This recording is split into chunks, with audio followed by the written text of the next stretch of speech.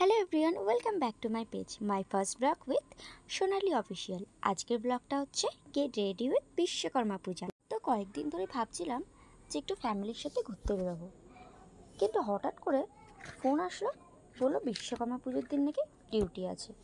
কি আর করা যাবে, কাজে যেতে হবে, কাজে না গেলে সংসার চলবে না। তাই রেডি হয়ে মেকআপ করে শাড়ি পরে একদম সুন্দর হয়ে সেজে বেরিয়ে পড়লাম। তোমরা কিন্তু অবশ্যই জানাবে যে আমাকে আজকের কেমন লাগছে, কমেন্টে অবশ্যই জানাবে তোমরা। তো এখন আমি শাড়ি পরে রেডি হয়ে বেরিয়ে পড়লাম। রাস্তায় বেরিয়ে দেখি হালকা হালকা কাদা আর জল। আমার তো শাড়িতে একদম হালকা কাদা লেগেও গেছে, কিন্তু কি করা যাবে, ডিউটিতে তো যেতে হবে। সেই অবস্থায় আমি ডিউটিতে চলে যাচ্ছি। তো আমাদের রাস্তাঘাট ভেবে কেউ বাজে কমেন্ট করো না। রাস্তাঘাট যদি এমন থাকে তাহলে আমাদের কিছু করার আছে? তোমরাই বলো। তো এখন আমি অটোতে উঠে গেছি, আর চারিদিকে আমাকে সবাই দেখছে। কী আর করা যাবে, সেজে গুজে বেরিয়ে পড়েছি।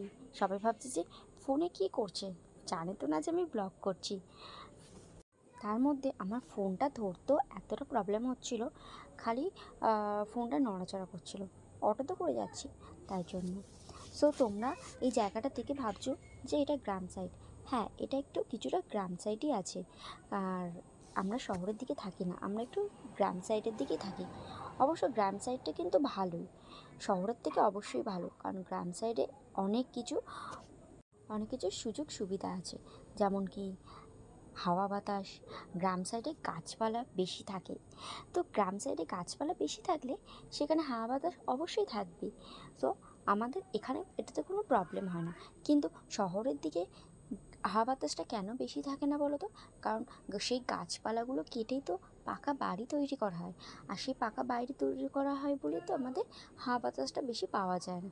যেখানে আমাদের এসির দরকার লাগে, যেখানে আমাদের পাখার দরকার লাগে, কিন্তু গ্রাম সাইডে আমাদের কোনো এসিরও দরকার লাগে না, কোনো পাখারও দরকার লাগে না। আমাদের গাছটাই হচ্ছে বেস্ট। গাছের হাওয়াটাই আমাদের একদম এসি আর পাখা পুরো ফেল করে দেবে একদম। তাই তো বন্ধুরা? সো বকর বকর করতে করতে একটু শহরের দিকে চলে এসেছি, কারণ আমি যেখানে ডিউটি করি সেটা হচ্ছে একটু শহরের দিকে, মেট্রো ক্যাশেনকারি ওই দিকে আমি ডিউটি করি। সো আমি একটু শহরের দিকে চলে এসেছি, যেখানে পার্লার, শপিং মল, অনেক কিছু বিভিন্ন কিছু আছে। তো বাঙালিদের 12 মাসে 13 পার্বণ। বাঙালিরা প্রত্যেক পুজোতেই শাড়ি পরার সুযোগ খোঁজে, কারণ শাড়িতেই হচ্ছে মেয়েদের সৌন্দর্য। আর শাড়ি ছাড়া তো অবশ্যই চলে না। কোনো একটা পুজোতে দেখবে কোনো একটা জিন্স টপ পরে গেলে একটা অন্য রকম সাজ লাগে, আর শাড়ি পরে গেলে একটা আরেক রকম সাজ লাগে। তো শাড়িটাই হচ্ছে বেস্ট চয়েস মেয়েদের, অবশ্যই বাঙালিদের।